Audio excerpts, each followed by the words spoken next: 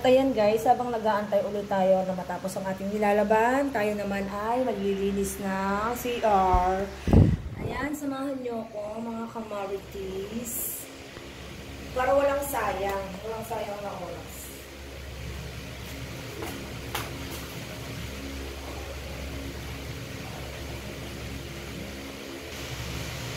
Ayan.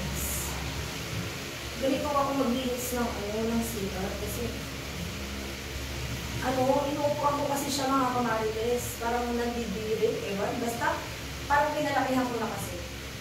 Pinasanayan ko na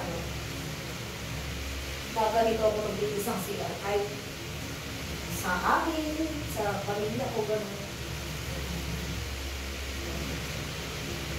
Talagang gusto ko siya.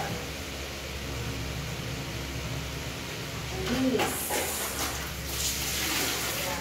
Sa kaligan.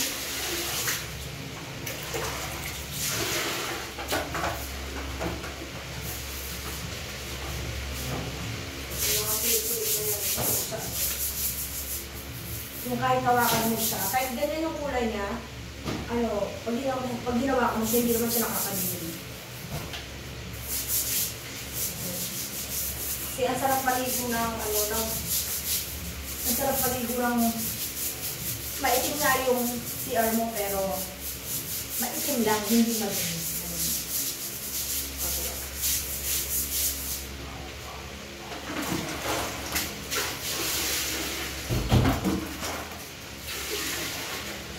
Ay, tapos naman, linis ng bowl, floor.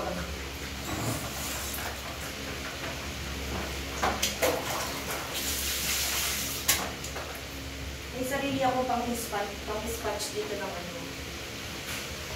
floor, ng bowl.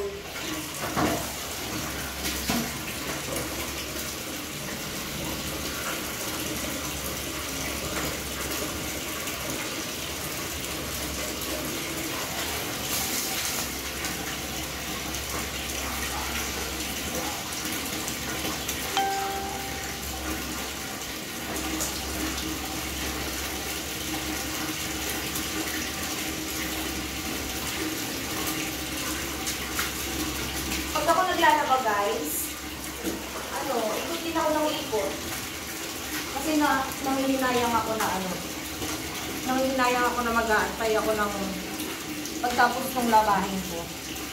Mas nakatanga lang ako nakaupo. Hindi ako nasanay nun, simula.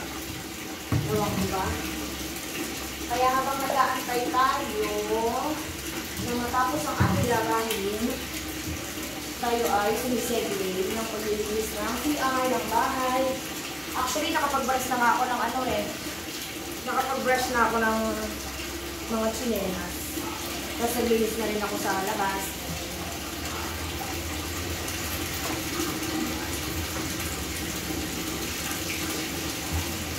Masarap kasi pag naligo ka, napakalinis ng CR. Hindi naman napakalinis. Parang malinis, gano'n.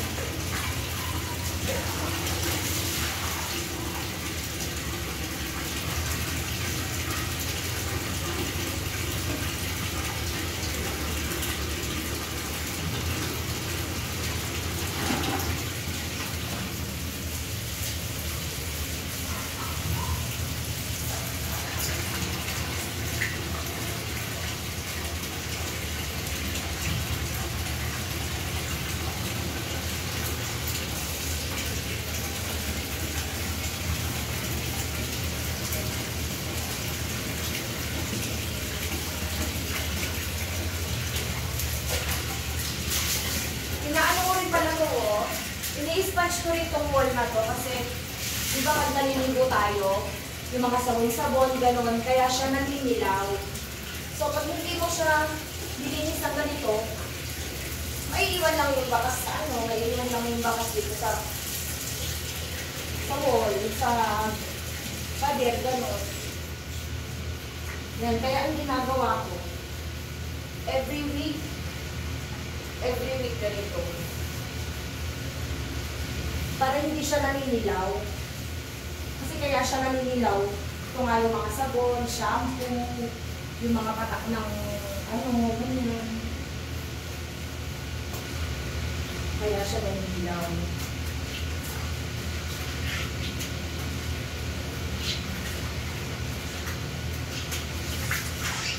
Ayan guys, naririnig ko lang nag-i-spin yung washing natin. Mamaya mag-down din na siya, sakto. Tapos na rin ako dito mag-inis ng sila. Para hindi na sayang yung oras natin. Diba? While waiting, may ginagawa natin.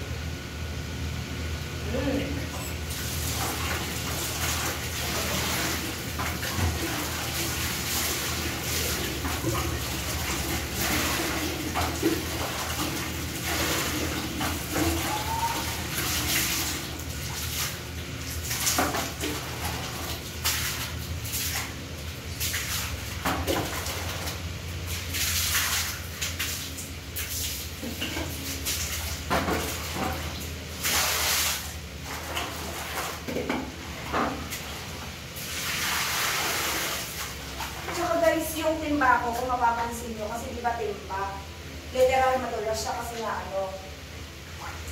nababasa palagi ng tubig, ganyan. Ako iniiwasan ko siya, tignan mo, yung niya, yung wet niya talaga. Wala akong makikita ko dyan. Kasi yung tabo niya guys.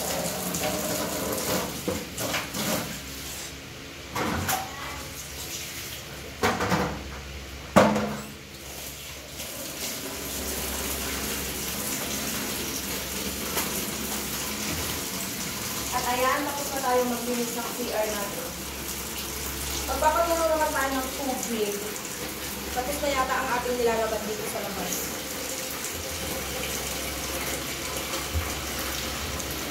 Ayan guys, tapos na tayo maglinis ng ating CR. Mag-aantay naman tayo. Ayan, nagda-down niya siya.